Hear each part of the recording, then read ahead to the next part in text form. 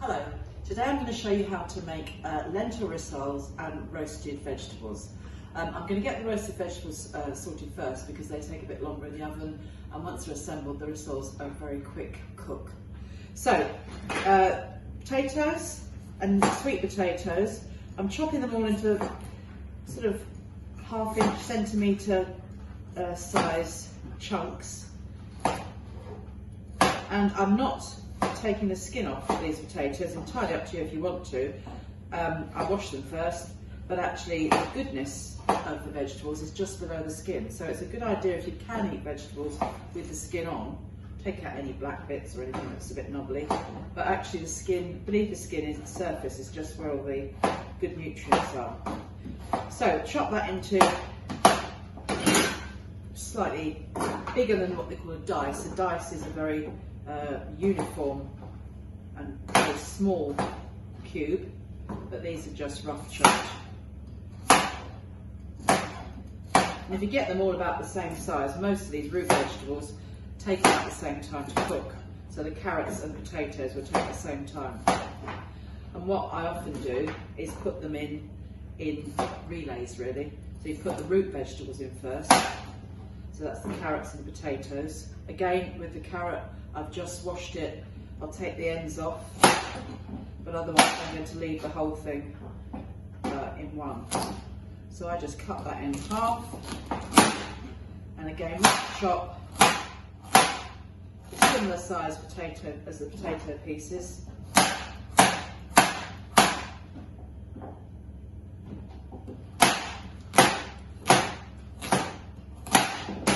Whoops. Mix those up, and then I've got a red onion here, and that's really, red onions are slightly more mild than white onions, but they also give a lovely colour if you're doing roasted vegetables. The thing about roasted vegetables, I always find, or I'm pleased to do, is to get as much colour in there as possible, and that's what they say we should aim to do with our vegetable consumption, i.e. more vegetables and get lots of colour. So this is a nice colourful side dish to go with our lentil rissoles. The word rissoles simply means, it's very similar to a burger or a patty, but it's got redness in it coming from tomatoes and lentils, and that's what the word rissole actually means. So with the red onion, I'm just going to chop that into half, and then into, not quarters, but eighths. And put these bits in as they are. They will separate a bit when you're cooking, but rather colourful and nice eighths of an onion, depending on the size, and dot them about. So try and mix your colours up a bit. Okay, so then a tablespoon of oil, maybe a bit more. Obviously, you have a bottle, but now here, if you want to, you can add garlic. You can add herbs that you might want to mix into it. Sometimes I chop up rosemary and put in with roasted vegetables. Really nice. If your children like garlic, putting in whole cloves of garlic unpeeled is a really lovely way to cook garlic. It becomes very soft, and you can just squeeze them out when they're done, and this gorgeous juicy garlic comes out. But I haven't put garlic in this in case you don't like garlic. So that, I'm going to put those in first. They take a bit longer than the softer vegetables, and I shall add those later on. Oh, I've got the sweet potato. Sorry, I forgot the sweet potato. Sweet potato, same time as the potatoes, onions and carrot. And these I do always peel. They're a bit more knobbly, sometimes a bit ugly around the edges. I'm never quite sure if that's we want to have that exposed, the skin. But you can again cook these as jackets, so you can eat the whole thing then. As long as you clean vegetables, then you shouldn't get any problems from the skin. But again, put a nice bright colour here, so that's good to add to our colour plate. Okay, sweet potatoes are a bit harder to cut than white potatoes, but they do cook slightly, I think, in something like this. They cook sometimes a bit quicker. Again, it depends very much on the size. careful cutting through. If you're going to get your children to help you chop vegetables, I'll watch them carefully with the sweet potatoes because they can be quite tough to cut.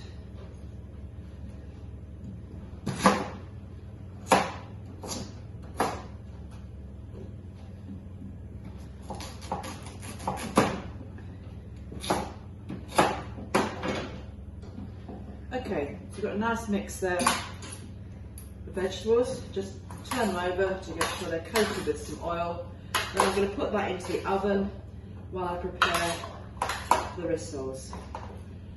And leave those to get a head start on the softer vegetables, about 10-15 minutes.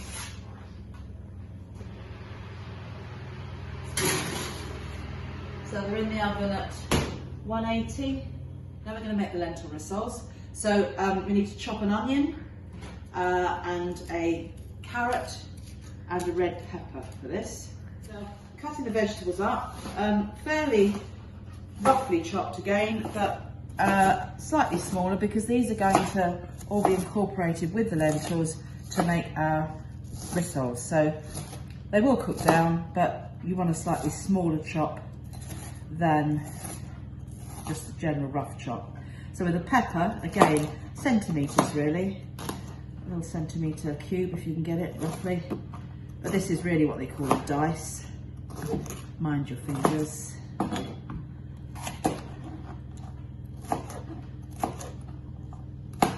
can see we're going to get that lovely red colour with the peppers, tomato puree and carrots.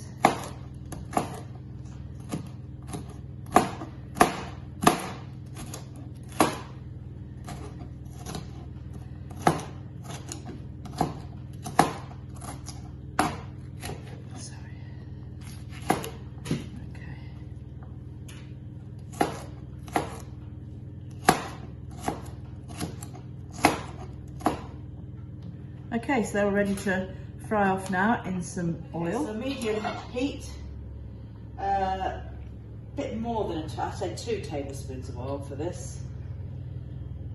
Our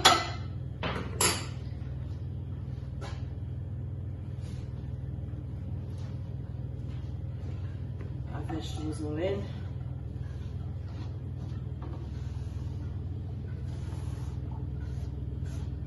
Okay, wants to go a bit higher than that.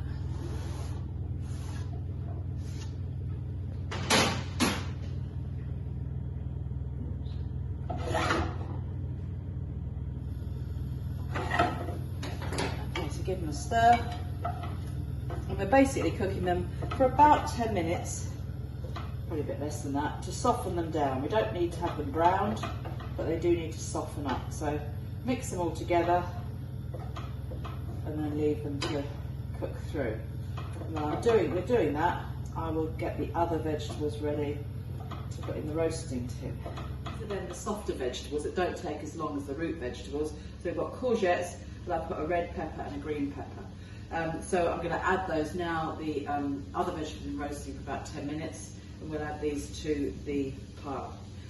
Take the 2 ends off, and again, this is, really depends how what shape you want to do. You can do it in rounds, or you can cut it through and chop through. I think I'm going to cut it through and chop in half the courgette, or you can cut it again and have smaller pieces. But really, I think for the shapes we've got in there, this will be fine.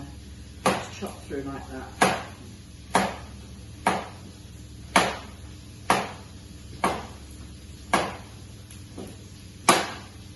And again, the peppers, we've got a green pepper, it's only a small one, and a red pepper. You can use orange, yellow, get as many colours in there as you can really. You could also use butternut squash, leeks, aubergine, anything going with roasted vegetables. They all roast really well. You just have to be thinking which vegetables take the longest, and it is the root vegetables, the parsnips, potatoes, carrots, sweet potato, they'll take the longest to cook. So do it in that staggered way and you'll get them all beautifully cooked together. So rough chop these, looking for a similar sort of size.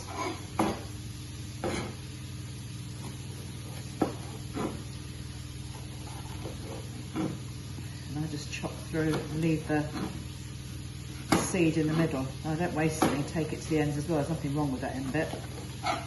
Although my dog is very partial to red peppers. If there's any left at the end, he wants it.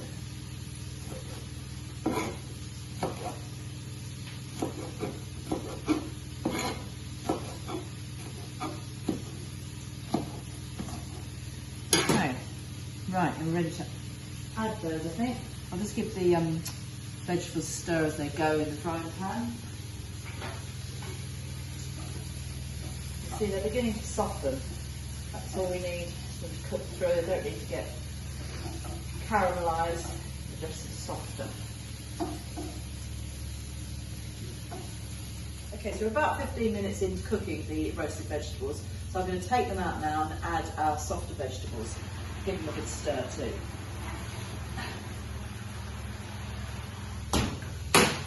They need a stir and coat the oil in them. And I need to stir it.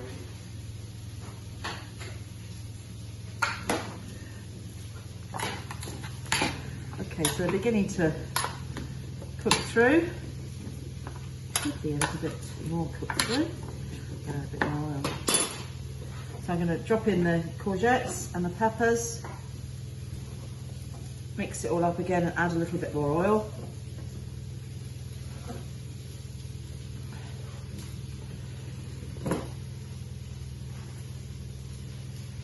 Much.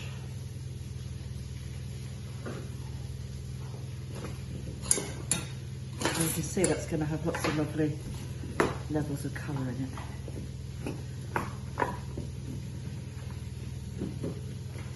Okay, put that back in the oven.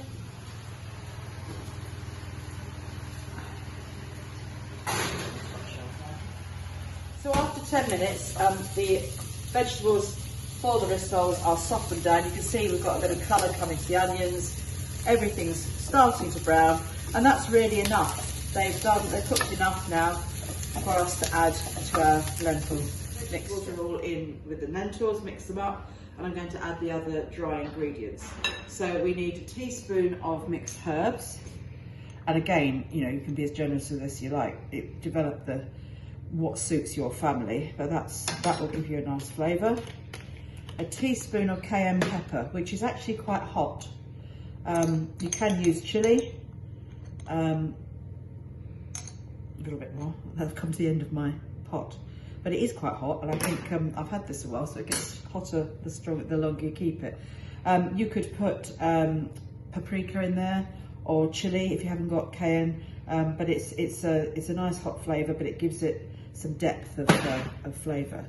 So we've got the 2 herbs, salt and pepper. I'll have fun with this, aren't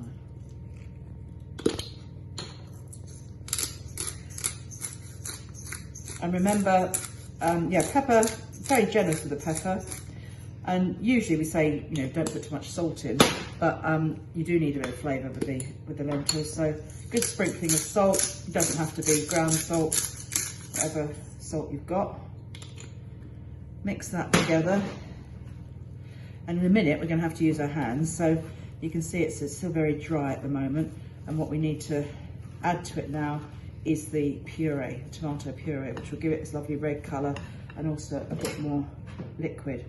So 4 tablespoons. So 1, I'm quite generous with this. I think you're meant to do a level tablespoon. But 3, 1 more.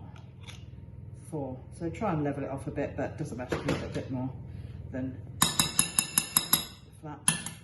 So now we need to mix it all up. And again, I think we're ready to get our hands in. So make sure your hands are clean, which mine are. And then it's quite therapeutic because we're going to use our hands. You don't have to use your hands, but it is actually quite efficient. So basically mix it all together. If you find yourself not wanting to do this, then continue with the metal spoon. But it's quite satisfying. Okay, so now I'm going to, cheating slightly, because the lentils need to be cooked. And you need 450 grams of lentils. Most bags of lentils are 500, so it's nearly a whole bag. And I'll just show you you know, basically the size saucepan, that size saucepan, put the 450 grams lentils in, and then cover it with boiling water and a little bit more, maybe a centimetre over the top of the lentils they lay in the saucepan. Put that on a medium heat and cook them for as long as it says on the packet. Now that can vary depending on the make of lentils, so they can really be cooked for about 10 minutes. And just watch them regularly, give them a stir, because they absorb the water, and they end up, when cooked, looking like this. And the reason I've made these earlier, and I would suggest is a good idea to do, is because you need to handle this and you need to have time for it to cool down. So I actually put these ones on last night, and they'll be quite happy in the fridge until we're ready to use them. So it just gives you a bit of a head start on it, really. So that's what we need to do with the lentils to cook them. So I've now got this mush, which is what you end up with the lentils. I'll put salt and pepper into it, again to your taste. They are a fairly bland protein, but they're very nutritious, and whatever you add to it lifts the flavour. So now we're going to add the things that will do that and lift the flavour.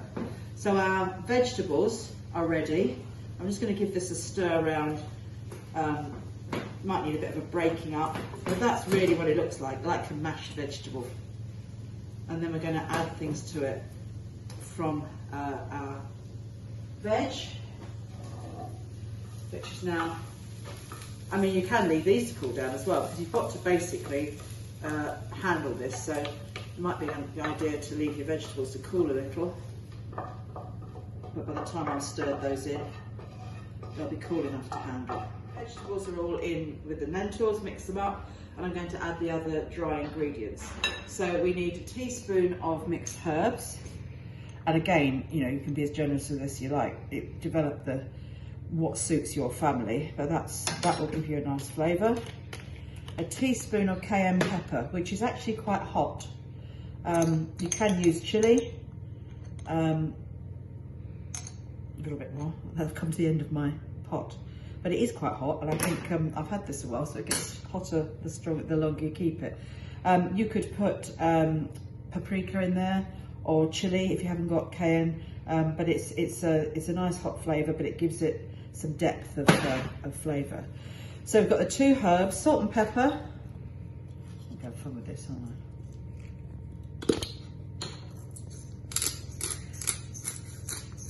And remember, pepper, very generous with the pepper. And usually we say, you know, don't put too much salt in, but you do need a bit of flavour with the lentils. So good sprinkling of salt. It doesn't have to be ground salt, whatever salt you've got. Mix that together. And in a minute, we're going to have to use our hands. So you can see it's still very dry at the moment. And what we need to add to it now is the puree, tomato puree, which will give it this lovely red colour and also a bit more liquid. So 4 tablespoons. So 1, I'm quite generous with this. I think you're meant to do a level tablespoon. But 3, 1 more, 4. So try and level it off a bit, but it doesn't matter if you put a bit more than flat. So now we need to mix it all up.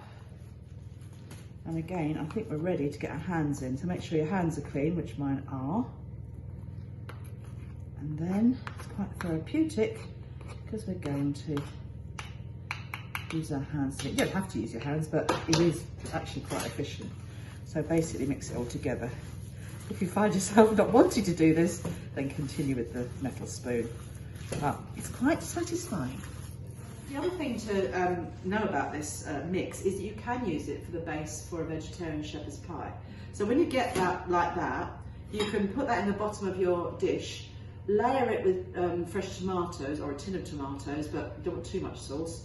You layer it with tomatoes and then mashed potato on top, and then some onions and some cheese, and that makes a really nice vegetarian shepherd's pie.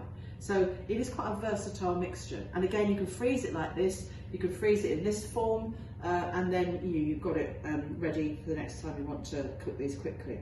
So so far I'll make 8 here, and there'll still be some left over. So you can do freeze it as you wish. So it depends on your family size and how big you want these to be. So I'll do one more just to use up that egg, then we're done.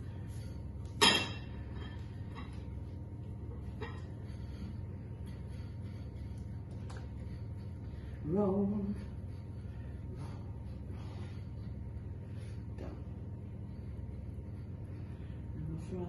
I've just given the vegetables a stir and a little bit more oil. They are virtually ready, so I'm going to put them back in the oven just while I fry up the lentil rissoles, but the colours have all come through and they're pretty much cooked. Now ready to cook our rissoles.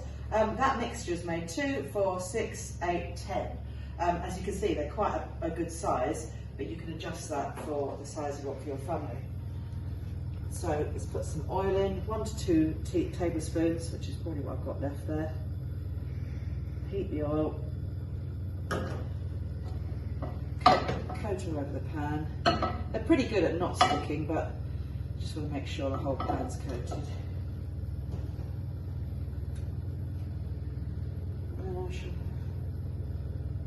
I usually cook 4 at a time. We just want a little bit of space in the pan to be able to manoeuvre. And they'll take probably about 10 minutes, turning them over halfway through.